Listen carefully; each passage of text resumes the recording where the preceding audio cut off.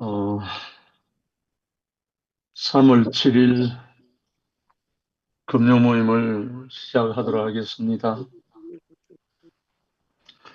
오늘은 요한복음 6장 생명의 건축과 건축자에서 세 번째 하나님 아들이신 선한 목자인데요. 이 세 번째 항목이 두 번째 날입니다. 아들이 주는 영생, 생명을 주신 아들입니다. 본문 말씀은 지난주와 동일합니다. 다시 한번 제가 읽겠습니다. 22절, 요한복음 10장 22절로 42절인데요. 예루살렘에 수전절이 이르니 때는 겨울이라 예수께서 성전한 솔로몬 행각에서 거니시니 유대인들이 애워싸고 이르되 당신이 언제까지나 우리 마음을 의혹하게 하려 하나이까 그리스도이면 밝히 말씀하소서 하니 예수께서 대답하시되 내가 너희에게 말하였으되 믿지 아니하는도다. 내가 내 아버지의 이름으로 행하는 일들이 나를 증거하는 것이거늘 너희가 내 양이 아니므로 믿지 아니하는도다. 내 양은 내 음성을 들으며 나는 그들을 알며 그들은 나를 따르느니라. 내가 그들에게 영생을 주노니 영원히 멸망하지 아니할 것이요 또 그들을 내 손에서 빼앗을 자가 없느니라.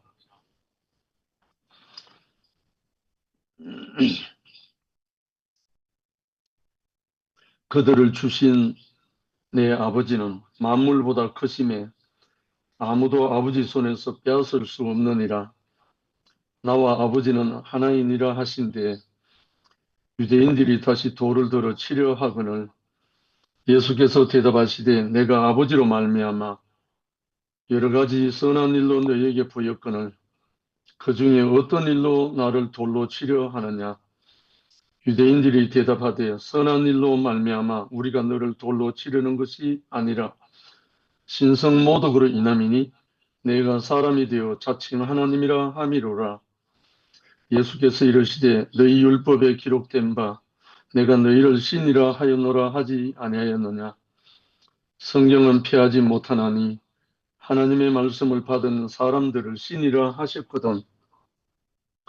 하물며 아버지께서 거룩하게 하사 세상에 보내신 자가 나는 하나님의 아들이라 하는 것으로 너희가 어찌 신성모독이라 하느냐. 만일 내가 내 아버지의 일을 행하지 아니하거든 나를 믿지 말려니와 내가 행하거든 나를 믿지 아니할지라도 그 이름 믿어라. 그러면 너희 아버지께서 내 안에 계시고 내가 아버지 안에 있음을 깨달아 알리라 하시니 그들이 다시 예수를 찾고자 하였으나 그 손에서 벗어나 나가시니라. 다시 요단강 저편 요한이 처음으로 세례 베풀던 곳에 가사 거기 거하시니 많은 사람이 왔다가 말하되 요한은 아무 표적도 행하지 아니하였으나 요한이 이 사람을 가리켜 말한 것은 다 참이라 하더라. 그리하여 거기서 많은 사람이 예수를 믿으니라. 요 긴 본문 말씀 중에서 요한복음 10장 28절과 36절이 오늘 본문 말씀에 해당됩니다. 다시 한번 읽으면 28절 내가 그들에게 영생을 주노니 영원히 멸망하지 아니할 것이요 또 그들을 내 손에서 빼앗을 자가 없느니라. 36절 하물며 아버지께서 거룩하게 하사 세상에 보내신 자가 나는 하나님의 아들이라 하는 것으로 너희가 어찌 신성모독이라 하느냐. 요걸 연결하면 하나님 아들은 영생을 준다. 하나님의 아들은 영생이다. 이런 말씀입니다. 그리고 영생이라는 말을 우리 한국말로는 영원한 생명 뭐 이렇게 표현할 수 있죠. 근데 영어로는 이터널 라이프입니다. 이터널 라이프라는 말은 다함이 없는, 끝이 없는 막힘없는, 영원히 흐르는 이런 뜻입니다.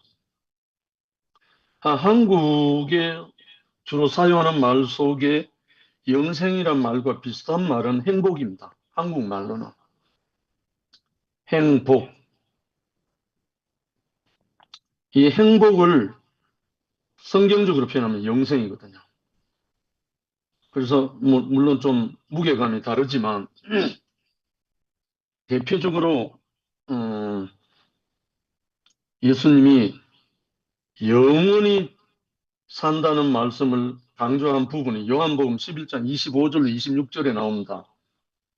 예수께서 가라사대 나는 부활이요 생명이니 나를 믿는 자는 죽어도 살겠고 무릇 살아서 나를 믿는 자는 영원히 죽지 아니하리라. 영원히 죽지 아니하리라. 이게 영생을 표현하는 표현의 예수님 말씀입니다. 그리고 또 요한복음 6장 54절 55절에 보면 내 살을 먹고 내 피를 마시는 자는 영생을 가졌고 이런 마지막 날에 내가 그를 다시 살리리니 이렇게 말합니다. 내 살은 참된 양식이요 내 피는 참된 음료이기 때문에 그렇다는 거예요. 결국은 이 말은 예수 그리스도 자신이 영원한 생명이기 때문에 예수를 먹고 마시면 그게 영생이라는 거예요. 물론 믿는다, 영접한다, 먹는다 뭐 여러 가지 표현이 있잖아요. 근데 이 영생이란 표현이 성경의 구약에도 나옵니다.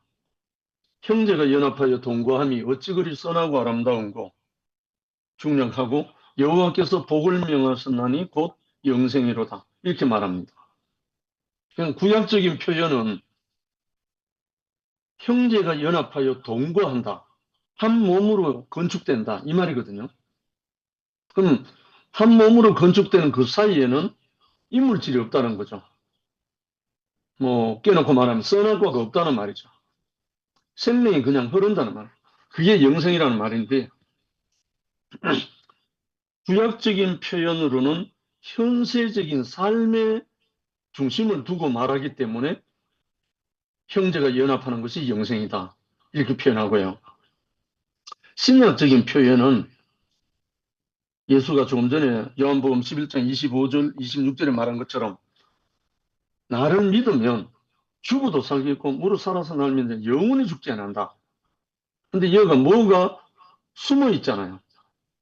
나를 믿는 자는 이러는데 나를 믿는 자, 나가 누굽니까 이게?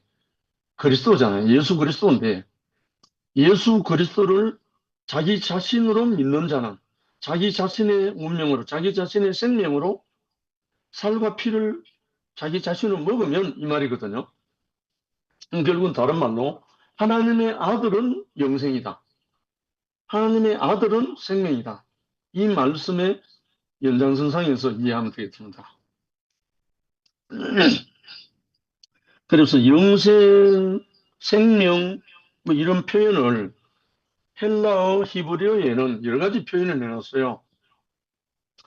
생명을 말할 때 헬라어에서는 조에라고 하기도 하고 히브리어에서는 하임, 하야라라고도 하고 또 히브리어에서는 네페시라고 하고 혼, 헬라어에서는 영혼, 푸시케라고 합니다. 또 영, 성령, 뭐 생명의 영 이렇게 말할 때는 헬라어에서는 퍼뉴마라고 말하고요. 히브리어에서는 루하우라고 말합니다. 이건 우리가 다 뭐 알 것까지는 아니지만 이 영원한 생명에 대해서 딱 이거다라고 못 박을 게 없는 거예요. 결국은 이거는 체휼한 사람이 느끼는 거예요. 그것이 자기 자신이 된 사람. 이제 후속적으로 이제 말씀이 나오겠습니다만은. 그래서 오늘 주제는 아들이 주는 영생. 결국은 생명을 주신 아들이죠. 첫 번째 아담은 영생을 얻지 못한다. 창세기 3장 22절 이미 우리가 알잖아요. 선악과를 먹은 아담에게 여호와께서는 보라, 이 사람이 선악을 아는 일에 우리 중 하나가 되었으니 그가 그의 손을 들어 생명나무 과실도 따먹고 영생할까 하노라 하시고, 여호와 하나님이 에덴 동산에서 그를 내보내어 그의 근원이 된 땅을 갈게 하시니라. 이같이 하나님이 그 사람을 쫓아내시고 에덴 동산 동쪽에 그룹들과 두루 도는 불칼을 두어 생명나무의 길을 지키게 하시니라. 결국은 하나님과의 관계가 선악의 지식을 따먹음으로 인해서 단절돼 버렸잖아요. 그러니까 생명과 단절이 됐기 때문에 영생을 얻지 못한다. 이번에 제가 겪은 과정도 이것에서 벗어나지 않습니다. 핸드폰도 해킹 당하고 여러 가지 모든 신상이 다 틀리고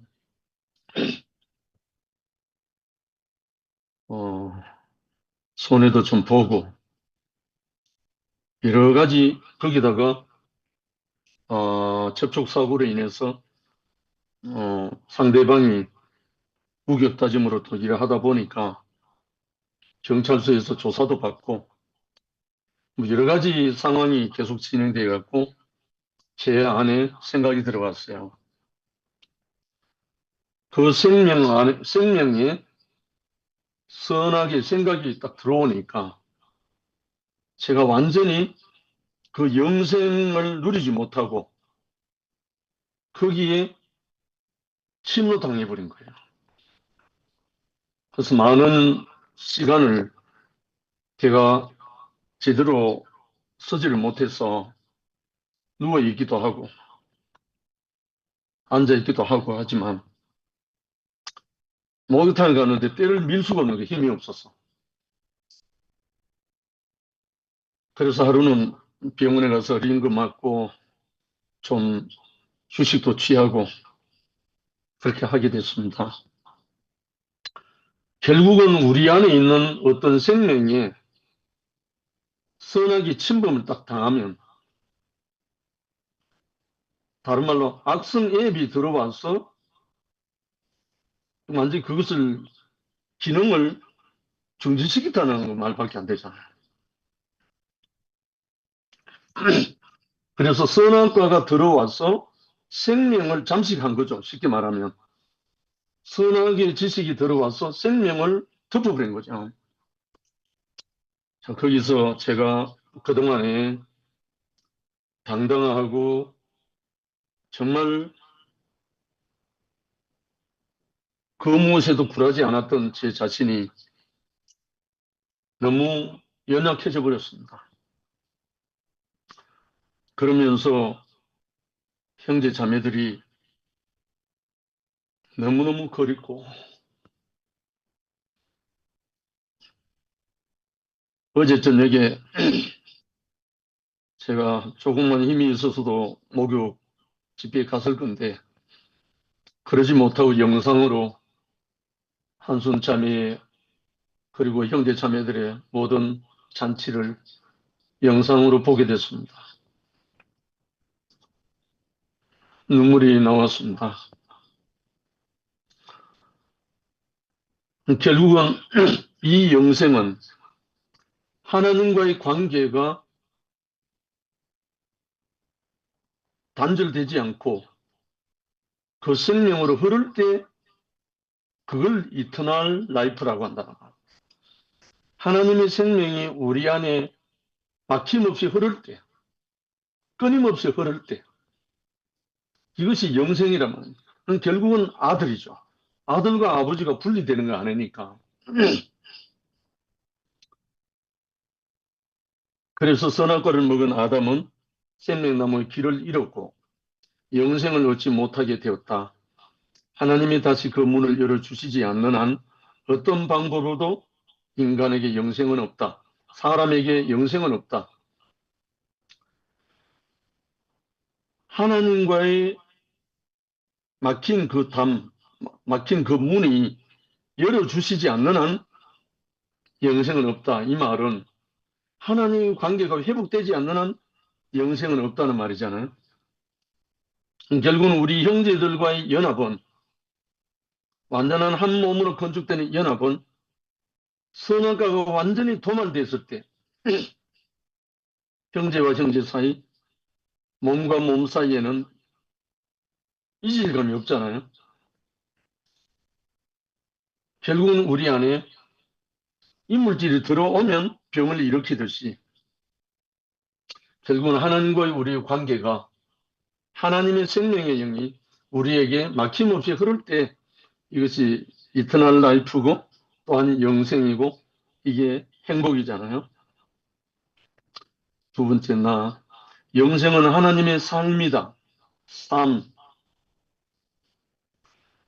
영생, 죽지 않고 끊어지지 않는 생명은 하나님에게 밖에는 없다. 아멘입니다. 피조물이란 다 시작이 있고 끝이 있다. 영생은 하나님의 생명이며 그 삶이다. 그러므로 하나님과의 생명 관계가 끊어지면 당연히 영생은 없다.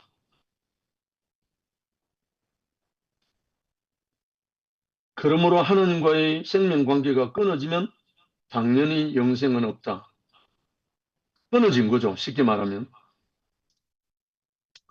전기 코드가 플러그에 꽂혀 있을 때는 전기가 흐르지만 그 코드가 뽑히면 끊어지잖아요. 그러면 전기가 안 흐르잖아요. 마찬가지죠. 마치 전기회사의 계약관계가 끊어지면 당연히 전기가 없는 것과 같다. 영생은 하나님과의 생명관계다. 연결된 생명관계다.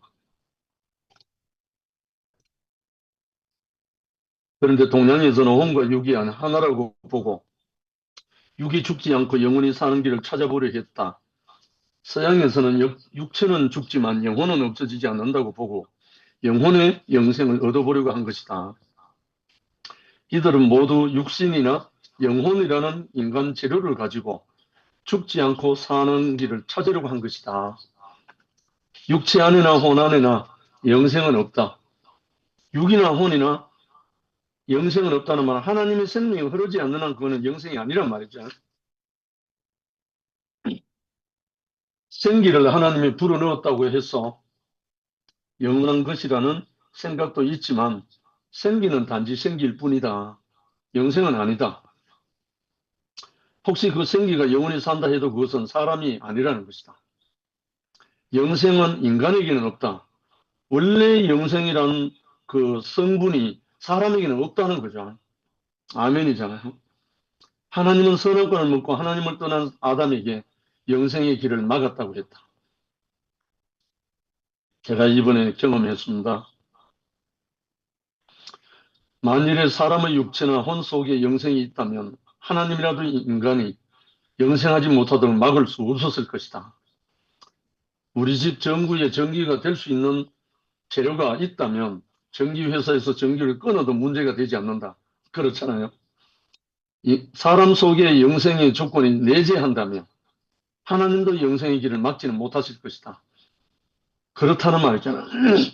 만약에 우리 안에 영생이라는 어떤 성분이 있다면 하나님 막을 수가 없잖아요. 결론은 뭐냐면 우리 안에는 영생이 없다는 거죠.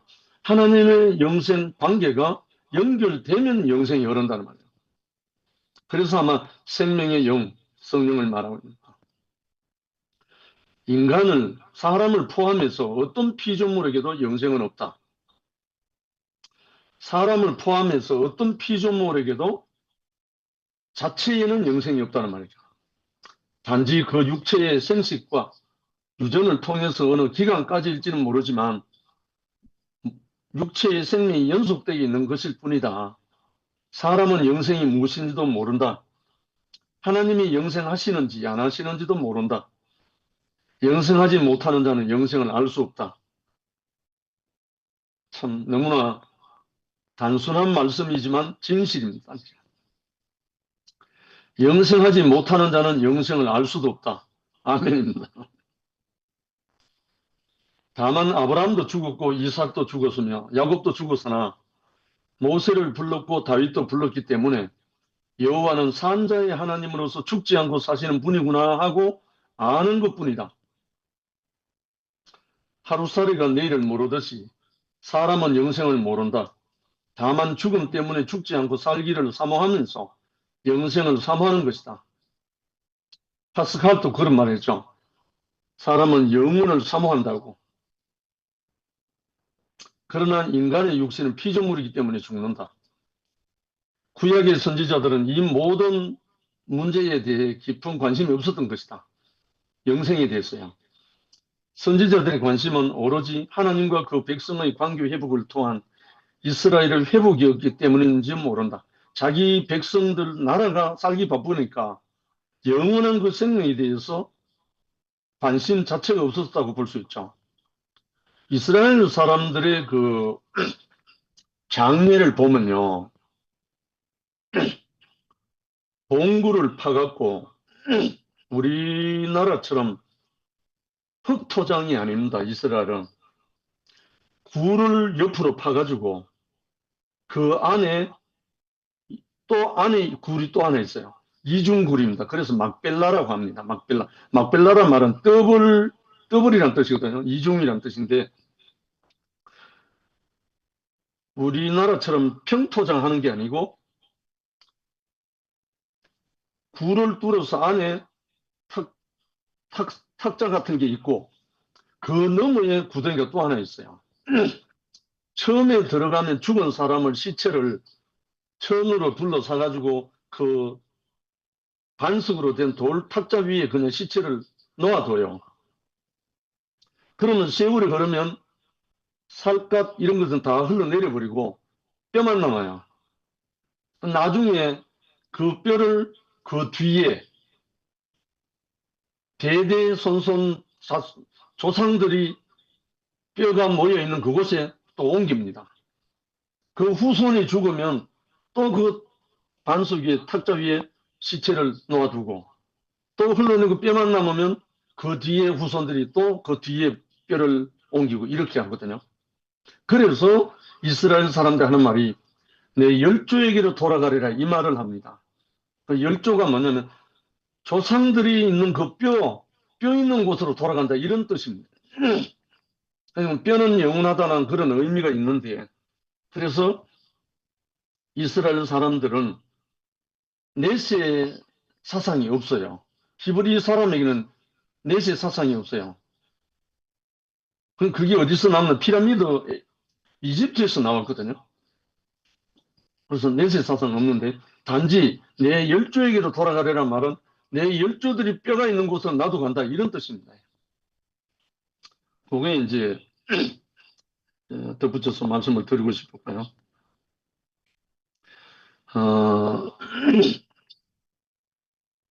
구약의 선지자들 이제 하나님 백성의 관계 회복, 그러니까 이스라엘의 회복 거기에 중심이 있었다는 거죠. 내가 이것을 먹는 날은 정령 죽으리라는 그 죽음은 인간이 알고 있는 죽음과 다르다는 것을 알았기 때문인지 모른다. 내가 이것을 먹는 날엔 정령 죽으리라. 근데 아담이 하와하고 선악과를 먹고 정령 죽으리라 했는데 정령이란 반드시 죽으리라 했는데 바로 육체가 죽은 게 아니거든요. 그 정령 죽으리라 한 것은 하나님과의 그 영생, 생명의 관계가 단절된 것을 말하고 있는데 이스라엘 사람들은 그 죽음을 다르다는 것을 알았다는 뜻이겠죠. 육체에 바로 죽는 그것을 말하지 않은 것을 알았다는 말이죠.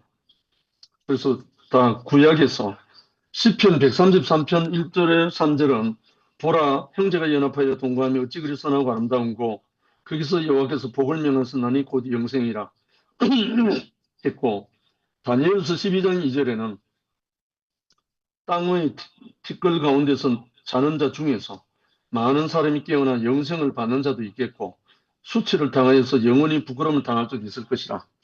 이거 정확히 구약에서는 풀리지 않았거든요. 풀 수도 없었고 그런 사람을 볼 수도 없었으니까요. 이로써 보면 구약의 개념은 개인적으로는 연합된 삶의 행복, 형제가 연합하는 거요. 국가적으로는 이스라엘의 회복, 그러나 그들은 국가적인 회복도 보지 못했고 개인적인 행복도 보지 못했다. 그들은 선지자들 예언한 영생을 아직 보지 못했던 것이다. 이걸 뭘로 이제 유추하나 하면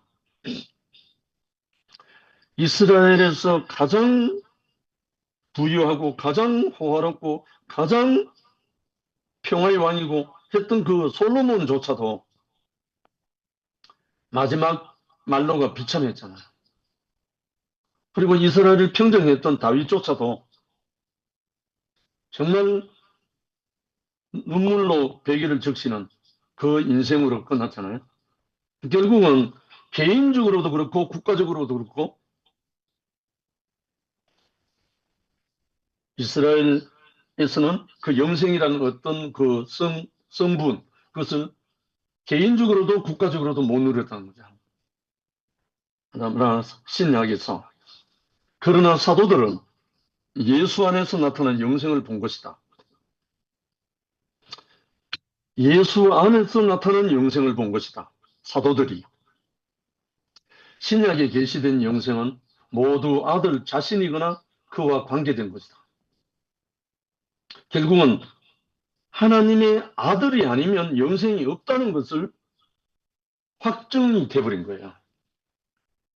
제자들을 그것을 보게 됐단 말이죠. 이 확정이 어디서 나오면 십자가에서 드러나 버린 거예요. 비록 십자가에 처형당하고 비록 십자가에 사형을 당하지만 다 이루었다라고 고백하면서 아버지께 자기를 맡기는 그 영원한 생명을 부활 생명을 통해서 맛보게 된 거예요. 결국은 이 육신적인 생명이 아니라는 거예요. 우리의 목숨과 관련된 육체적인 목숨과 관련된 영생이 아니라는 거예요. 그래서 이 제자들이 예수는 분명히 십자가에 못 박혀 죽었고 장사 지내고 그런데 3일 만에 다시 부활해서 살아나신 살리는 영 그리스도로 나오신 그분이 이 제자들에게 영생의 주인공으로 영생의 모델로 확정이 되어버린 거야. 그래서 이 제자들은 죽음이 전혀 두렵지 않고 전 인생을 요한을 제외한 모든 제자들이 50대 전에 다 순교당했죠. 다른 말로 영생을 누렸기 때문에 이 영생 가운데 살았기 때문에 죽음이 두렵지 않았던 거예요. 영생은 아들과 관계된다. 여기 이제 성경 구절을 다 해놨습니다. 시간을 내셔서 한번 찾아보시고 이것에 확정을 하시기 바랍니다. 공간복음에서는 영생의 들어감, 예를 들어서 마태복음 18장 8절, 19장 16절, 25장 46절 뭐 이렇게 다 올려놨습니다. 그 다음에 영생을 얻음, 그 다음에 영생을 받음. 공간복음은 마태, 마가, 누가죠. 마지막 복음서인 요한복음에서는 아들 자신을 두고 요한복음에서는 아들 자신을 두고 아들을 믿는 자는 영생이 있다. 아들이 영생을 준다. 아들을 먹으면 영생한다. 예수 자신이 영생이다. 요한일서 5장 20절. 결국은 요한복음과 요한 1, 2, 3서와 요한계시록에서는 아들 자신이 영생이라는 거예요. 그러니까 영생이 따로 있는 게 아니고 아버지와 연합된 그 아들 안에 그 영원한 생명이 있다는 거예요. 이걸 우리가 이제 교회 안에서 교회 생활 속에서 우리가 이제 누리고 경험하고 체험하고 있잖아요. 어제 저녁에 제가 속한 삼손의 한손 자매인데 제가 어제 못 갔거든요. 속으로 너무너무 눈물이 났습니다. 한손 자매의 그 감정과 그 삶을 조금은 만졌기 때문에 정말 너무너무 감사하고 기뻤습니다. 한손 자매 안에서 그 흐르는 영원한 생명의 관계 안에서 형제 자매들 안에서 몸으로 만나져서 행복해하는 그 영생의 그 모습을 저도 함께 누려줬습니다. 영생은 하나님의 삶, 하나님과 정상적인 관계 안에 있는 아들의 삶이다. 아멘. 아들은 완전한 관계를 이루는 말이다. 관계가 끊어졌기 때문에 죽음이 왔다. 그러므로 영생은 관계의 회복으로 시작된다. 아들 안에는 영생이 있고 그 아들의 삶은 곧 영생이며 그와 연합한 자들에게는 그 아들의 영생이 분배된다. 여기서 저에게 이번 사건으로 저에게 밀려온 것이 저는 그동안 신앙생활하고 교회 생활하면서 한 번도 제가 둘째 아들 탕자의 자리에서 본 적이 없었습니다.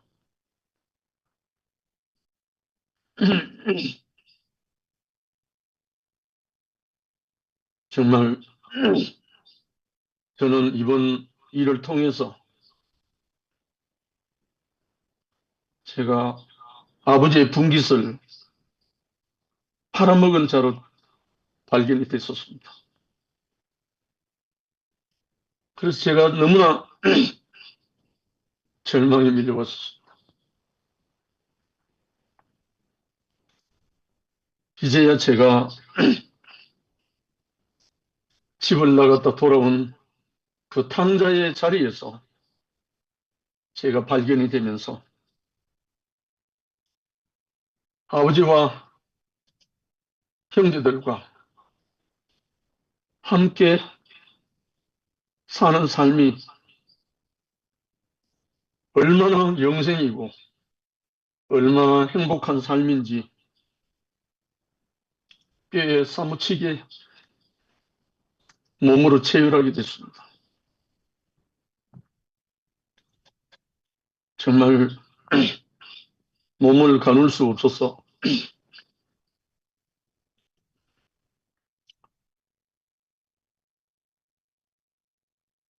흐느끼면서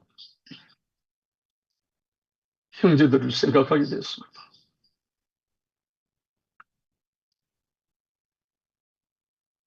형제들과 함께 몸을 건축하면서 사는 삶이 얼마나 우리에게 주신 하나님의 복인지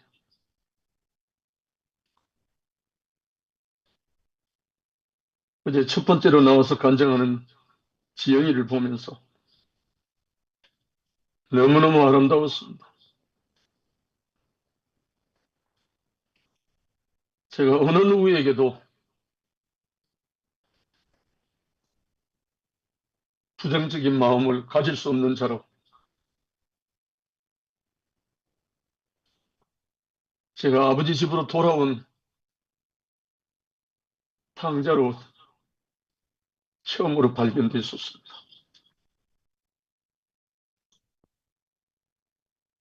우리 곽 부인 앞에서도 마찬가지고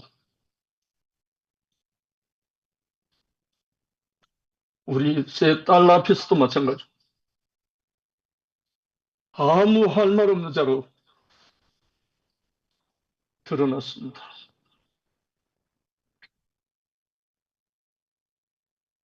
형제 자매들에게 깊은 감사와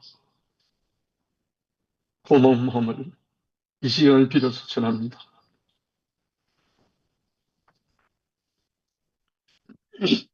앞으로 이제 저도 이 말씀을 준비하고 말씀을 묵상하면서 다른 어떤 형제 자매들에게 하는 말이 아니라 제 자신에게 하는 말로 말씀으로 그렇게 새롭게 시작하리라 생각하게 됐습니다.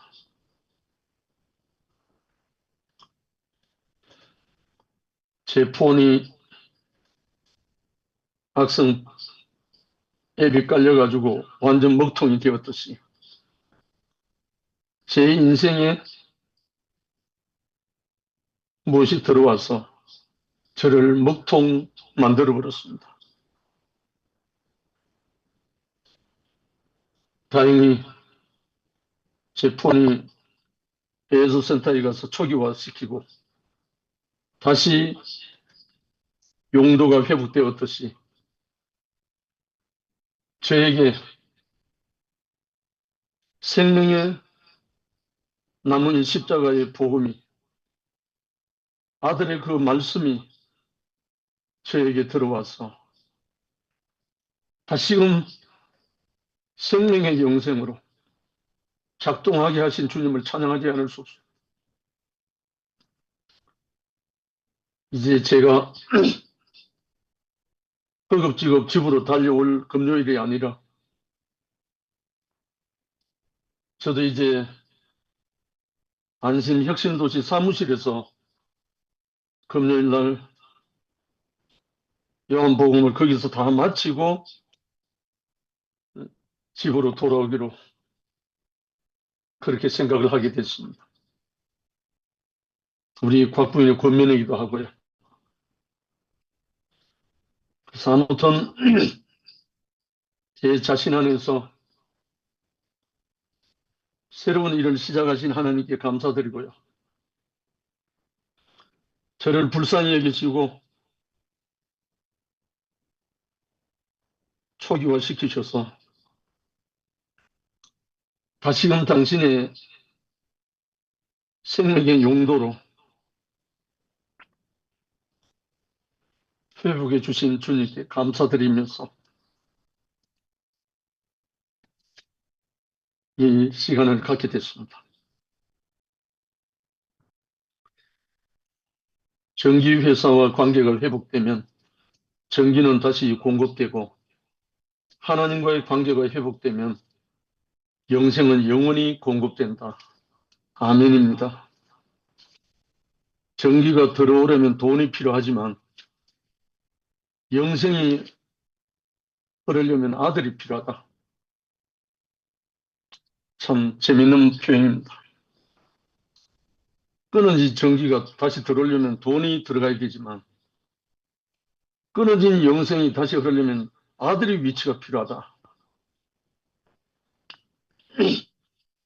그래서 아들을 믿는 자에게는 영생이 있다.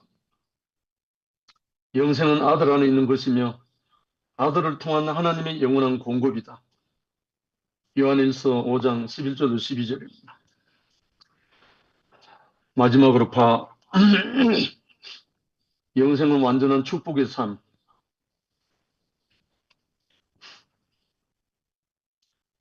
구약적 믿음은 주로 현재적인 하나님의 축복과 선물로 오래 사는 것, 장수, 시편 19편 16절에 가족의 축복, 전도서 9장 9절, 또 번영, 신명기 28장 1절, 안전함, 신명기 8장 1절, 하나님과의 교통, 시편 16절, 16장 16절, 그리고 신명기 8장 3절. 신약에서 공관복음의 믿음은 주로 내세에 받을 축복에 초점이 맞춰져 있지만, 그러나 요한복음의 믿음은, 지금 우리가 요한복음 금요모임이죠. 요한이 말하는 복음의 믿음은 현세와 내세를 연결하는 실제, 다름을 아들을 말하고 있다. 그 아들이라야만이 아버지 하나님과의 그 생명이 연결되어서 영이신 하나님이 그 아들의 육체 안에서 실제로 나타난다는 거예요. 이게 이제 교회 생활이면서 몸을 건축하는 삶이죠. 이 아들은 생명을 주고 누리기 위해 오셨고, 아들은 생명이시며 산뜻과 생수 등으로 묘사된다. 그러므로 믿는 자는 영생을 받았고 아들이 있는 자는 영생이 있다는 것이다. 더 나아가 요한계시록의 믿음은 하나님의 백성으로 어린 양의 신부로 최종적 발전하게 된다. 결국은 요한이 말한 요한복음이 제일 늦게 씌어졌죠. 요한 1, 2, 3서와 요한계시록이 결국은 최종적으로 어린 양의 신부로 결국은 몸으로 건축되는 연합하는 그 상징으로 이제 바로 계시가 나왔잖아요. 그래서 결국은 하나님의 백성 그리고 어린 양의 신부 그게 새 예루살렘 성으로 완성되죠. 여기에서 이 영생이란 처음에 말씀드린 것처럼 이터널 라이프인데 막힘이 없고 다함이 없고 끝이 없이 흐르는 그 생명. 결국은 예수님이 요단강에서 세례 요한에게 침례를 받았잖아요. 그 요르단이란 말 자체가 막힘없이 흐르다는 뜻인데 결국은 그 막힘없이 흐르는 그 생명수로 침례를 받게 되는 그 아들의 자리라는 거죠. 왜냐하면 그 침례를 받고 올라올 때 성령이 비둘기같이 임해서 하시는 말씀이 이는 내 사랑하는 아들이요 내 기뻐하는 자다. 이는 내 사랑하는 아들 내 기뻐하는 자다. 하는 그 확정이 결국은 그것을 말하고 있습니다. 그래서 우리에게도 정말 영원히 하나님의 생명이 막힘없이 흐르고 끊임없이 흐르는 이 교회 생활 안으로 우리를 불러주신 것이 너무나 감사하고요. 그동안 여러 가지로 너무나 부족한 저에게 은혜와 사랑으로 격려해주고 밀어주고 한 모든 형제 자매님들에게 깊이 감사드립니다. 주님을 찬양합니다. 아멘.